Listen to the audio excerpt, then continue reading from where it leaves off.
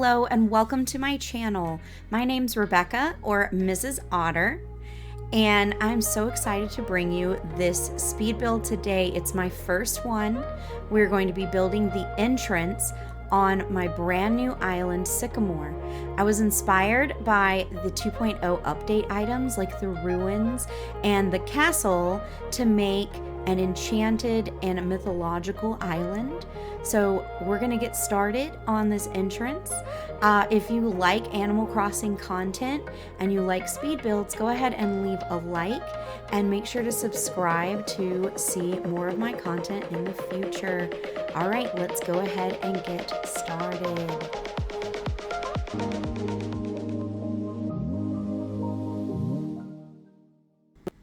First of all, I'm going to be doing a lot of terraforming on this fresh space. I chose to time travel to summertime because I wanted this whole area to feel lush, green, and overgrown.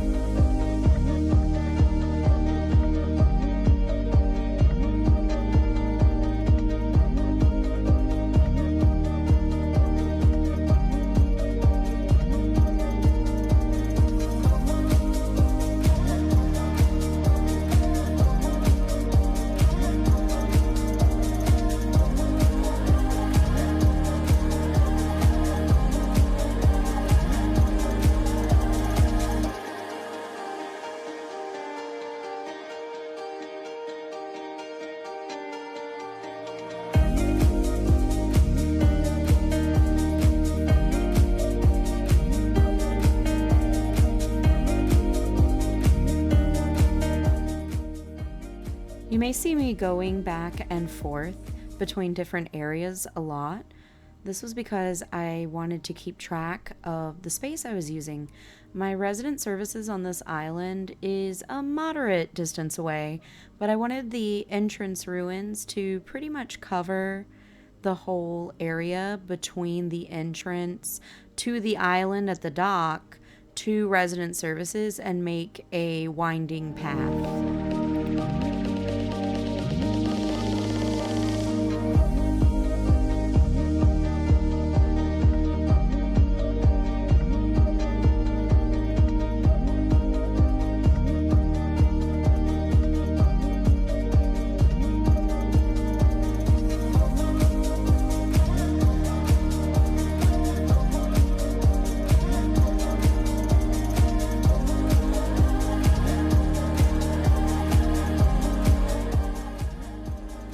Thoughts on terraforming this space were that I did not want it to be too symmetrical. I don't like things symmetrical typically on islands because I feel like it's less natural looking. Especially here, I wanted this to feel natural, overgrown, and wild, like it had been ruined and weathered over time. And I think you'll see that it really works with the items that I am going to use later on.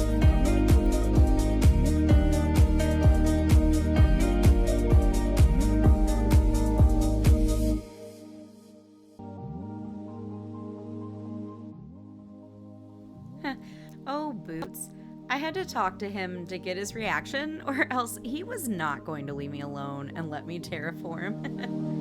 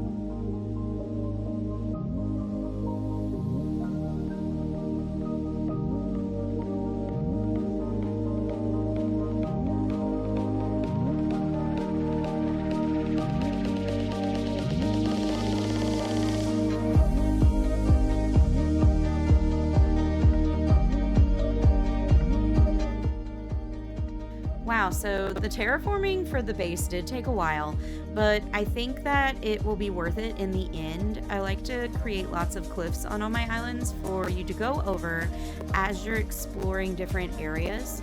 I always spend a lot of time terraforming.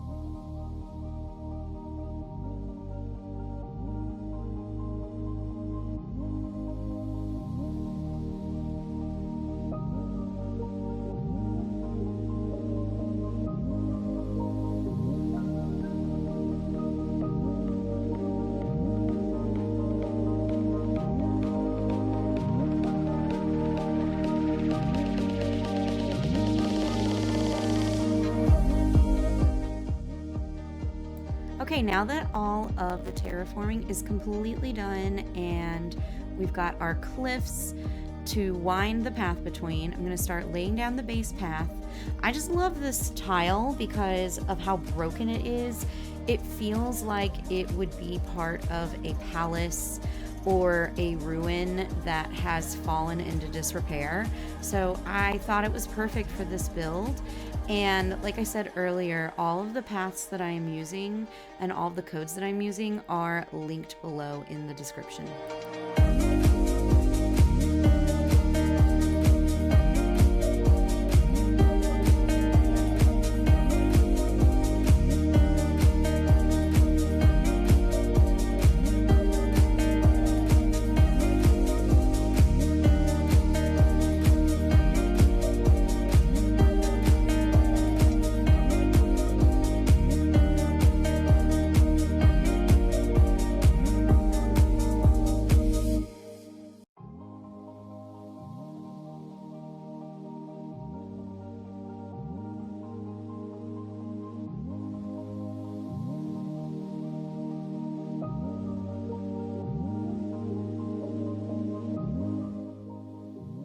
Alright, now that I had all the cliffs, inclines, and base path done, I felt like I could start actually decorating with items.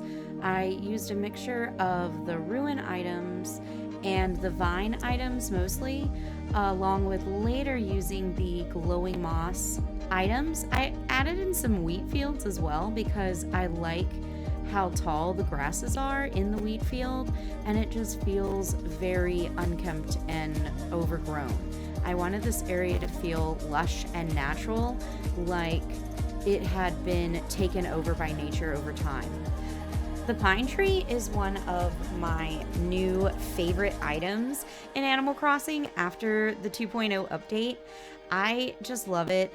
It didn't fit very well right there, but I did incorporate it in a couple areas in the build later on. I see you, Lily. You are not going to leave. No, ma'am. I'm going to ignore you.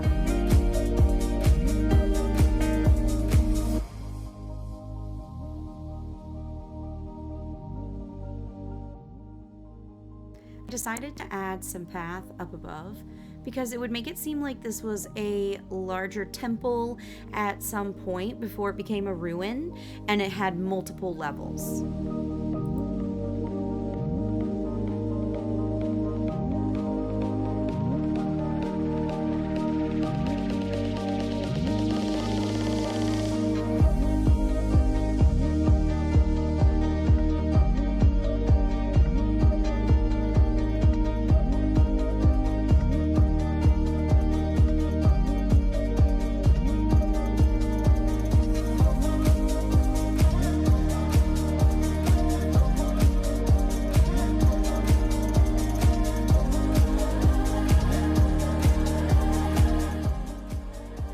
I just love this mossy path. I just think it's interesting how the creator added some areas that make it look like it is actually glowing.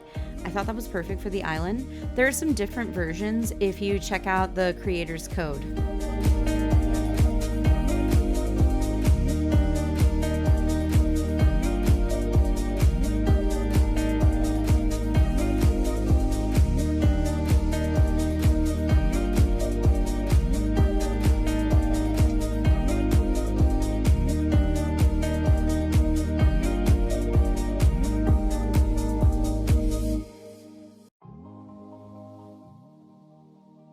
The giant vine is another one of my favorite new items. What are your favorite new items from the update? I really want to know. Tell me below in the comments.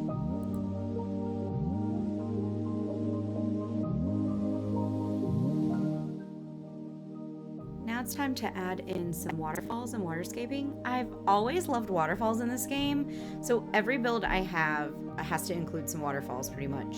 I love how they look, and I love how they add a more natural feel to the island. I think it's nice to add a river on top of this cliff to fill in some space and to add in some more water because I want this to feel like nature took over the area, including the water in the area. So I made sure to add a lot to this cliff especially. I do wish the waterfalls were a little more quiet in game though. I think that everyone can agree with that.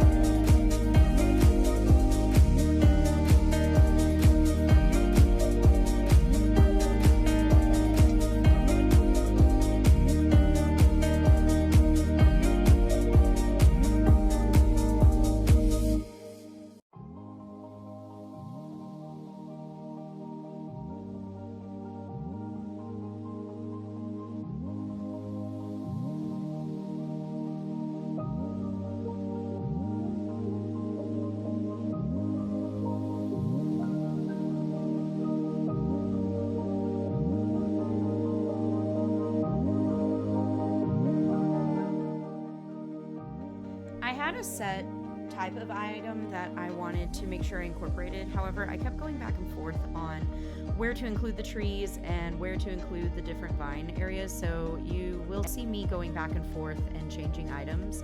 Also, I went ahead and got some more vine and ruin items here from the wooden storage shed. I don't know about you, but that wooden storage shed has basically saved my life in Animal Crossing. I am so glad they added this item because it has completely changed the way that I play. I don't have to run back and forth to my house anymore. I can just get out the storage shed and keep it in my pockets and just access my storage whenever I want. I think it's one of the best useful items that they added in the update, and I'm just so thankful that they added that because it was such a chore before. So here I made sure that everything matched the aesthetic I was going for. I wanted to make sure that everything had vines and was dark green and had moss to make sure it felt as natural and overgrown as possible.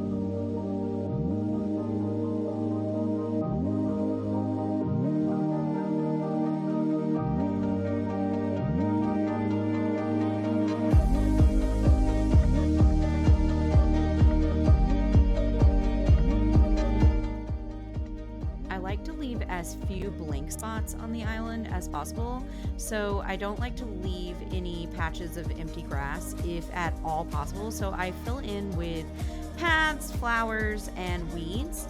And in a moment I actually go to the DLC island and get glowing moss and vines, which I think are perfect for this area, and the vines really help to take this build up a notch and really add to the overgrown and ruined and natural feel of this area. I think that they are perfect. I also added in some rock fill-in paths to fill in areas that were blank.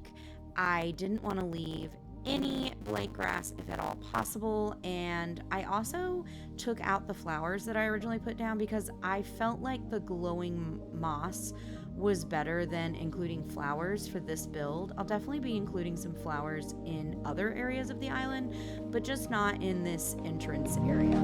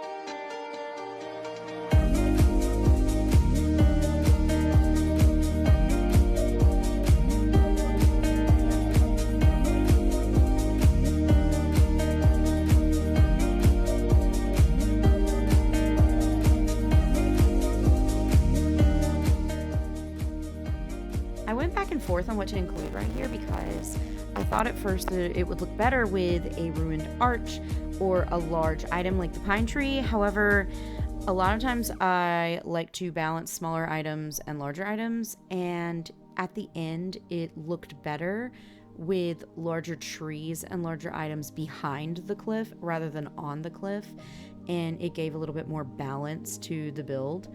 It takes some time when you're doing something fresh like this from your mind that's not based on inspiration, to make sure that everything looks right, because a lot of times when I get a build going, something that I thought was going to look excellent ends up looking a little bit different when it becomes real. So it is a matter of trial and error at times. However, I think that if you stick to making sure to balance the heights of items and making sure that the story and the intention behind an area that you are making come through, I think that your builds will end up looking really nice. I am actually really proud of how this is turning out, and I hope you're enjoying the video so far. We're actually getting towards the end, so the next part I'm going to finish the cliffs, and then we're going to go below and actually do the final little part that heads to resident services.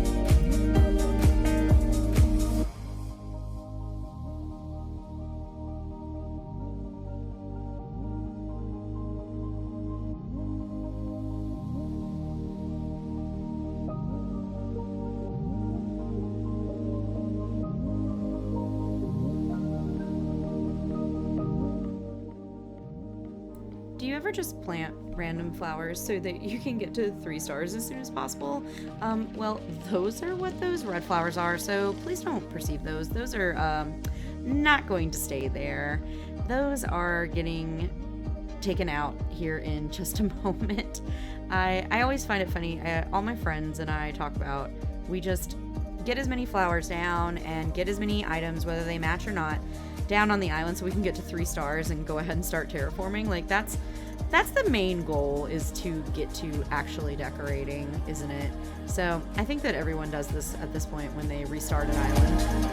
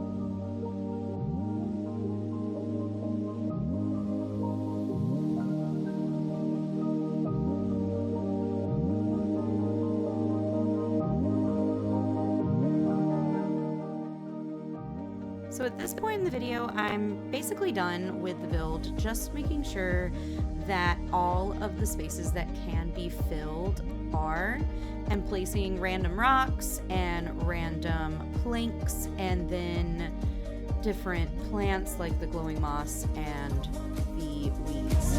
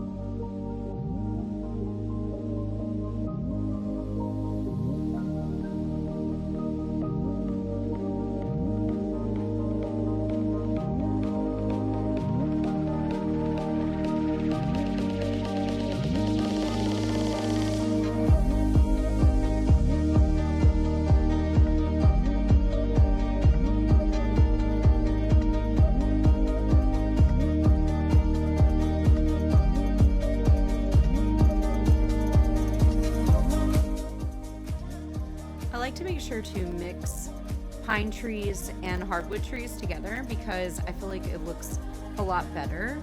I may go back in and mix in some stunted trees later as well because I think that looks even better to have a mixture of the different trees. And some bamboo may even look nice as well. So I'll probably keep working on that in regards to this area. But otherwise, I like having a little mixture of trees. And I also went through and added just a few more fill-in items like vases and pots and the glowing statue.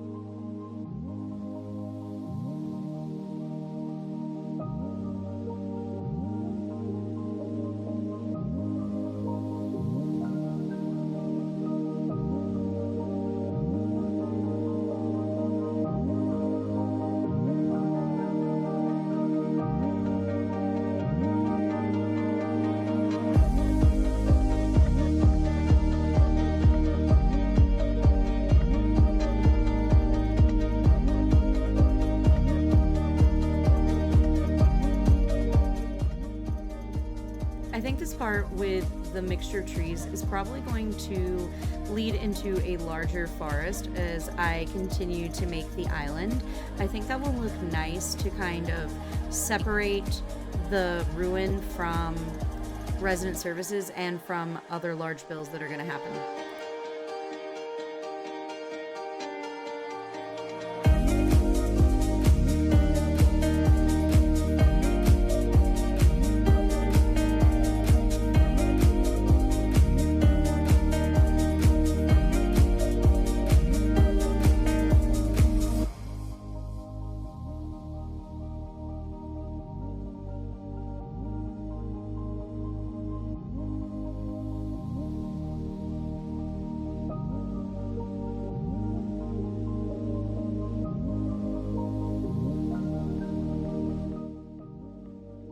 And with these last couple of touches, we are finished. I'm so excited for this build. I think that it turned out really lush and overgrown and just abandoned. I think it's a perfect entrance to how the rest of the island is going to look. It kind of, with the glowing moss, has an enchanted feel. So I just think that it has turned out lovely. And I can't wait to keep adding on to this island using the ruin items and the different trees and vines. I just love how overgrown this feels. So I hope that you enjoyed this build video. Once again, if you enjoyed it, please leave it a like and make sure to subscribe if you want to see more speed builds as I continue working on this island and other islands in the future. Thank you so much for watching, and I'll see you again in the next one. Bye!